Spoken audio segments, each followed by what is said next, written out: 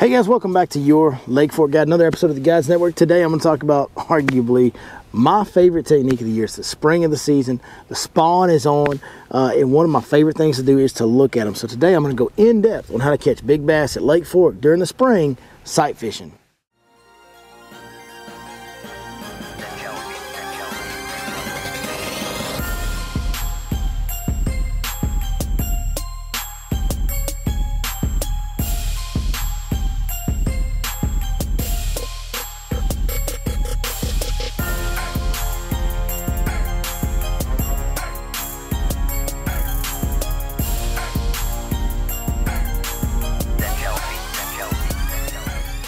Well guys, sight fishing is a very interesting thing. I think it intrigues a lot of people. I have more people call to book trips specifically for sight fishing than any other one given technique. So obviously the public's curiosity is up about sight fishing. It's a lot of fun. I mean, you get to look at these fish. You get to see them spinning on your bait, reacting to your bait. It's a mind game. And one thing I always tell people about sight fishing is, even if you go out and you only catch 5 or 6 fish in a whole day, you're looking at them the whole time. You were in the game the whole time. Even if you got a lot of fish you can't get to bite, whatever it may be, you're in the game. You're looking at a fish. You're making a cast with the most intensive purpose you possibly can because you can see the fish. Like, it's an intense, physically demanding, mentally demanding way to fish. And to me, it's just a lot of fun. I really thoroughly enjoy it. Now, you know, on the surface, you think about sight fishing, you think, okay, I see a fish, he's locked on the bed, he wants to stay on the bed, I'm just going to throw my bait in there and he's going to come over there and bite it, and I set the hook and catch him. And it seems simple, but to be a sight fisherman on the next level, there is so many tiny little things that you have to do. So let's start talking about it. The first thing you got to do is you got to find them. Okay, so when I'm coming into an area where I want to find them, now, you know, most people want to look for the calmest, cleanest water they can. Yeah, that makes it easier to see them. It also makes it easier for everybody else to see them. One thing that you got to learn if you want to be elite at sight fishing, one thing that you have to learn how to do is to see fish that other people do not see. Okay, you got to be able to see them a little bit deeper when the water's clean. When the water's dirty and nobody thinks you can see them, you got to still be able to find them and see them. That's something I pride myself on, is being able to see the fish better than most people. And it just comes with a lot of practice. Yes, you have to have some natural gift of being able, you know, you have to have some eye talent. You have to have good vision. But there's people that have better vision than me that come out that can't see the fish as well because they're not used to looking down in that water and noticing the little black stripe on the end of that fish's tail. A bass will have kind of a lighter colored tail with a black stripe on the very end of it every time. And you can kind of see that move as they swim off. If you know what to look for, you know how to spot it. And that's just a time on the water deal. There's nothing for me to tell you to do to get better at that. That's just an experience thing. Now, one thing I will tell you is light angles, the sunlight angle. The more you can keep the sun at your back or close to at your back, the better you will be. If I'm looking in, the sun right now is kind of almost right above me, but it's over here. If I look this way, I see a huge glare on the water. But when I look this way, I don't see any glare on the water. If you can reduce that sunlight glare as you approach these bedding areas and you're looking down the bank, if you don't have that glare to deal with, you're going to be able to see a lot more fish. So as I'm cruising down the bank, I got my light angles right. I got no glare. I can see the bank really good. I can see the fish really good. I'm going to pan from way up shallow to way out deep. Way up shallow to way out deep. As deep as I can possibly see, and even a little bit deeper than what I think I can see. Because if you get on a fish and he'll move, sometimes you can see a fish that you wouldn't have imagined that you were able to see. So I'm really looking a little bit deeper than most people. But the whole time I'm panning, I'm looking for movement. I'm looking for movement. Once I see a fish, I do not stop. I think one of the biggest mistakes people make is they roll up on a fish. When they get first good look at him, they drop their power poles, and now they're right on top of that fish. They've made all that noise with their power poles, and they've spooked that fish. And that fish is very aware and conscious of your boat. He's looking at your boat. He's staring at your boat. You want to try to keep from making that happen. The way I do that is when I see a fish, I just keep rolling. I don't change anything. I don't change speeds. I don't let up. I don't slow down. I mark where that bed is. I make sure to make a mental note. Okay, it's off of that third reed clump, whatever it may be. Mark that bed mentally. Keep going down the bank. I'll keep going until I mark 3, 4, 5 different beds. Then I'll loop back around, and now I know where that first bed is. So I'm going to creep in there, and I'm going to go real slow this second time. I'm going to turn my trolling motor way down. I'm going to get my power pole squatted halfway, get them ready to stop at a moment's notice, and I'm going to go real slow. The first instance that I can see a little bit of the outline of that bed, not the fish, I don't see the fish yet, but the first instance I can see a little bit of the outline of the bed, I'm going to drop my poles. Now, and I'm going to make sure, again, make sure that when I see the outline of that bed, I have the right sunlight angle. That glare angle is such a big deal, guys. But I'm going to make sure I have the right angle, drop my poles. Now I'm going to stare at that bed for just a minute. I'm going to kind of look, get myself familiar with what's in the bed, what's not. That way, if something moves, I know it's not the bed. It's not like I know what's in there and what's not in there. And if something disappears or something new appears, that's the fish. Okay, once I've done that, got myself familiar with the bed, I'm going to pitch behind the bed, swim my bait up to it. I'll show you how to do that here in a minute. Swim my bait up to it, drop my bait in the back of the bed, and just start lightly shaking it and looking for movement. And I'm hoping that that fish, when I put the bait in there, is going to turn or swim out. A lot of times they'll swim out, loop around a few seconds, and they'll come back in. Once I've located that fish, I'm going to determine how well I can see him or not see him. I'm going to try to stay out there as far as possible every time. If I get to a situation where that fish just won't nose down on the bait, I can't see him good enough, I can't present the bait right to his head good enough, then I'll creep in a little bit until I can barely see the shadow of that fish moving around in that bed. That's what I want to see, just a shadow. I don't want to be counting spots. So now I've kind of walked you through all the details of what you have to do to get properly set up on the fish. Now it's time to catch this fish. So what are we going to use? Let's talk about that. Okay, first thing we're going to talk about is the baits. For me, I want a bait that is short and compact and has appendages that will wiggle with very little water pressure. One bait that does that really well that I like to use is the Stroker Crawl from 6th Sense Fishing. As you can see here, just a little short compact bait. You can see how my hook point comes down to the end of the body. I want to leave as little as possible behind the hook for that fish to grab without getting the hook, because they will on a bed just nip at it and not get the whole bait. Also, you can see these legs are really thin. That means very little water pressure will cause them to kind of undulate and wiggle around and swim and move and do all that stuff. That's important because we're sitting here just barely vibrating this bait. You don't want big, chunky appendages that it takes a lot of movement to make those legs kick. You want them to kick with very light pressure.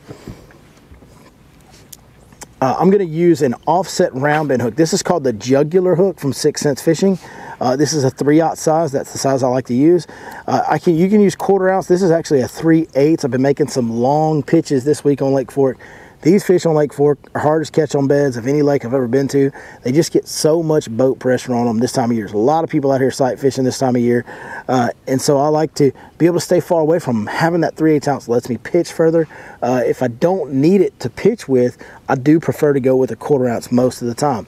One thing that I do is I use a glass bead. My buddy Zach Hughes, another great sight fishing guide out here, taught me this a long time ago. I use that glass bead because when I'm shaking that bait in the bed, it gets a little clicking noise right there.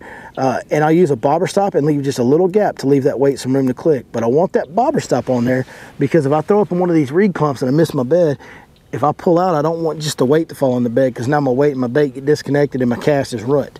A lot of times I can throw it in that reed clump by mistake and still ease it out of there and still make a good cast, still have a good potential to catch that fish on that cast. One thing when I'm using a glass bead, I use this little deal right here called a knot shield that slides over my knot. It keeps that glass bead from banging on that knot. If that glass keeps clicking on that knot, it's gonna chafe that knot, it's gonna cut your line.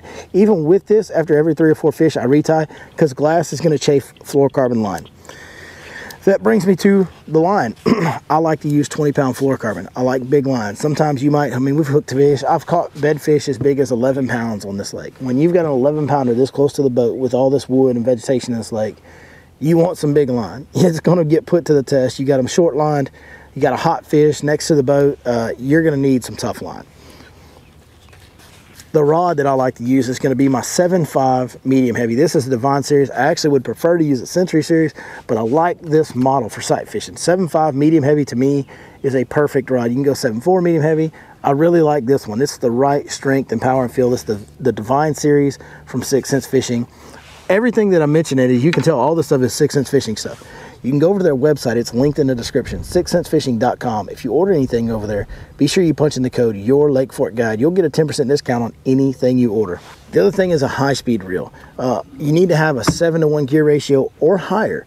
That reason being, these fish a lot of times are right up on the bank, and when you set the hook, they're coming towards you at one angle or the other, but you're gonna have to catch up to them, especially if you got a big rod and it's a 3 or 4 pound fish. You set the hook, he's gonna come at you pretty quick, and you need to be able to catch up. You'll see me from time to time on camera lose a bed fish. 100% of the time it's because I couldn't catch up to that fish.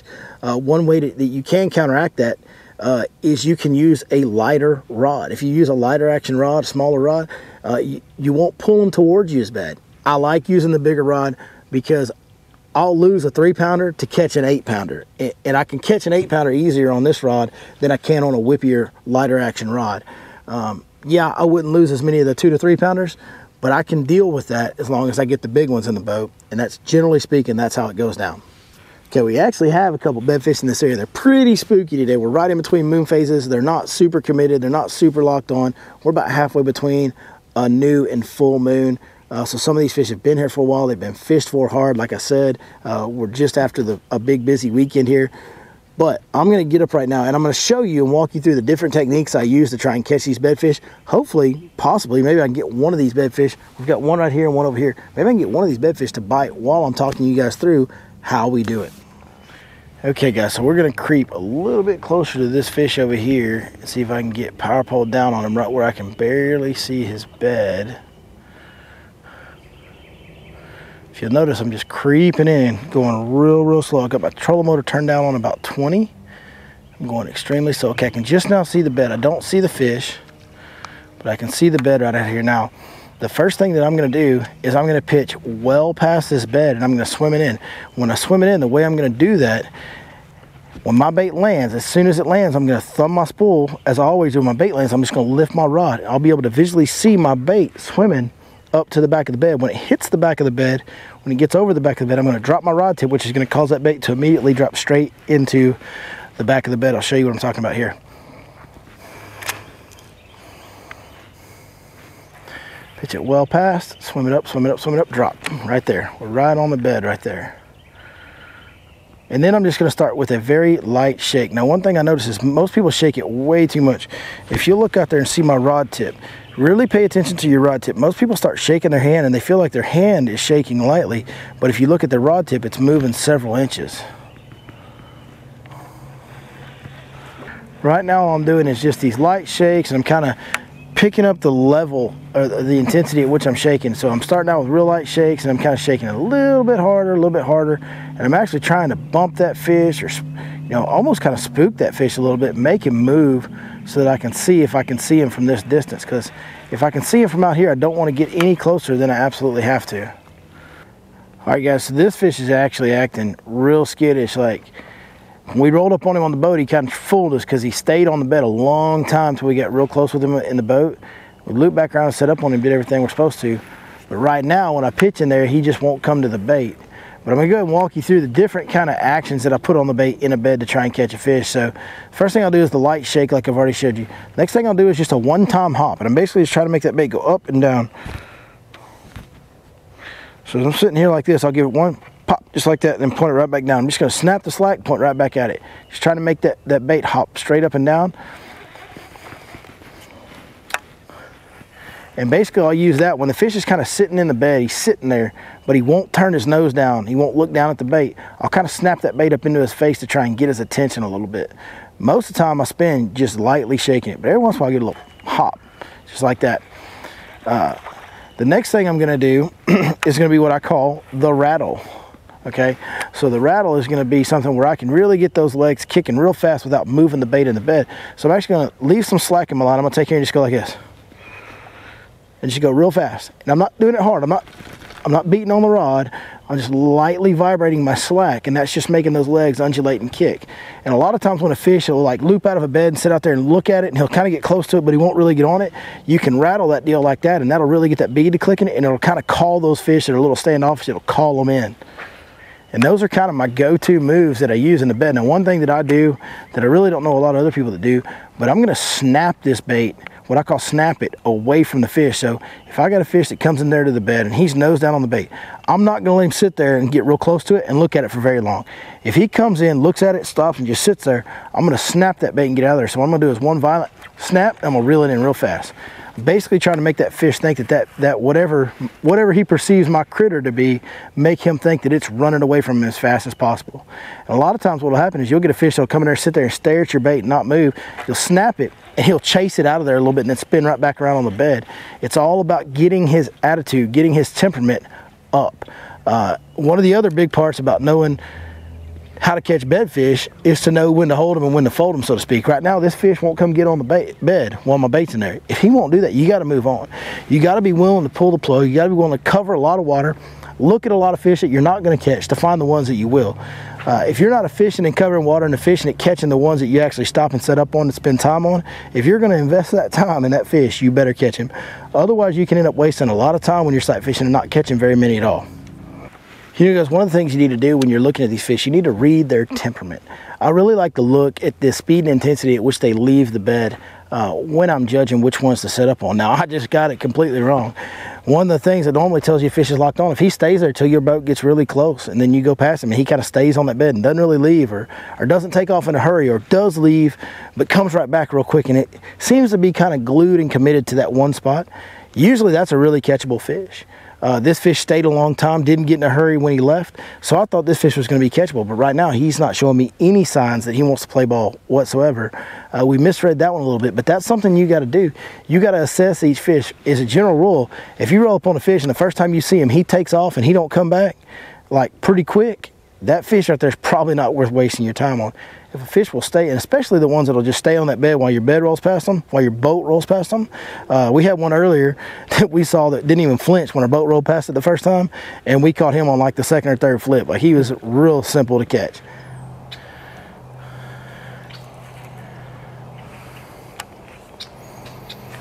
Dylan, can I do the old one flipper Magoo? Can I get the one flipper Magoo? Look at him, look at him, look at him. He went down on, oh, and then he left. Come back in. Come back and get it on the first flip, baby. Let's go. You see him, D? Yeah, he's right here on the bottom right side of the bed. He's kicking his tail up to the right, yeah. Come on. Come on, eat it, sucker. He turned down on it twice. I didn't get him on the first flip. Oh, first flipper Magoo.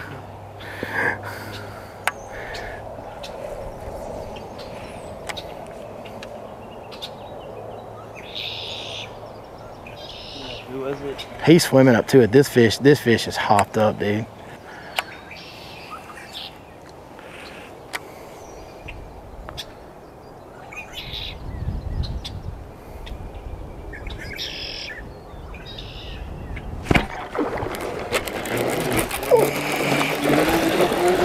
Decent fish.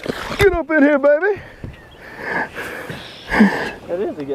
That's a Yeah.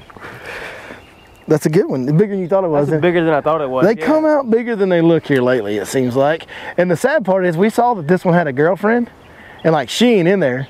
But when we first pulled up, this fish had a girlfriend, and she just kind of bailed out on us, and she was about twice as big as this. So she'd be showing off good. And that gun, boy, I nailed that sucker. He's stuck, Jack. Old 6-cent jugular hook. Doing the damage on that dude. This old fish here was what you might call all hopped up on Mountain Dew, folks at home. But they're not all that easy. You know, some of them every single bedfish is a little bit different, and that's why I like to start light with just a little light shakes and then pick up the intensity. Also, I'll start throwing the bait. When I start throwing it in there, I'll throw it right in front of their nose, not actually hitting them with it. And then if they are staying and they're glued, but they're just looking at my bait, I'll start working that bait to where I'm actually hitting them in the side of the head. I don't want to hit them in the tail. I don't want to hit them past mid-body, but I want to hit them somewhere up around the gill plate and just start kind of tickling their ears. What I say, tickling their ear hole is actually my preferred term there. You got to tickle their ear hole a little bit, D. Watts. But yeah, that's what I'll do. I'll try to put it right in their gill plate, right where their ears would be, and just try to kind of hop, hop, hop, and just kind of pop, pop, pop. You know, pop that fish. And a lot of times when you hit them with it, they'll start spinning around. It's all about, like I said, getting that fish's temperament to pick up, getting its anger level to pick up, and kind of playing mind games with him. It's one of the things that makes this deal so much fun. One of the other deals I didn't mention is color selection. A lot of people like to use white. They want to see the fish eat the bait. I actually do not want to see the fish eat the bait. I feel like we swing too early. And the deal is, once a fish bites, if he'll bite it and spit it, which they do quite often, if he'll bite it and spit it, he'll bite it again. But if he bites the back half of that bait, or he doesn't really get that bait, but you see your bait disappear, you think it's gone. If you swing on that fish and rip that bait out of there, it can spook them and kind of set your clock back on how long it's going to take to catch that fish. I actually like to use natural color baits so that I can't see them, so my customers can't see them, and we actually have to depend on feeling the fish move with the bait before we set the hook. I think that's an important deal. Feel that fish have the bait, feel him move off with it, feel him hold it, then set the hook.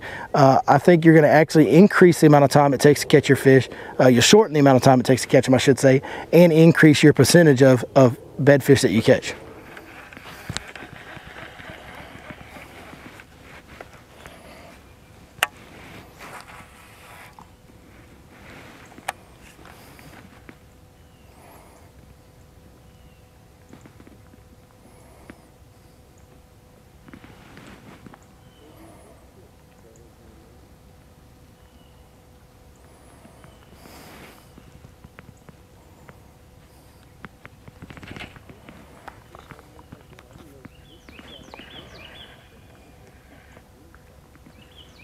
Oh shit.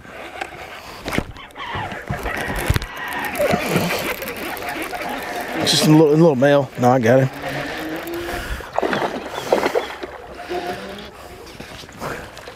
There we go. There's a nice one. Little male. Yeah, that's the little male. It's just the little male. It's a pretty good fish. Good sight fish. Dude, I was flipping in there and I wouldn't even, all of a sudden I was like letting it rest because they kept wandering so far and then before they would come back.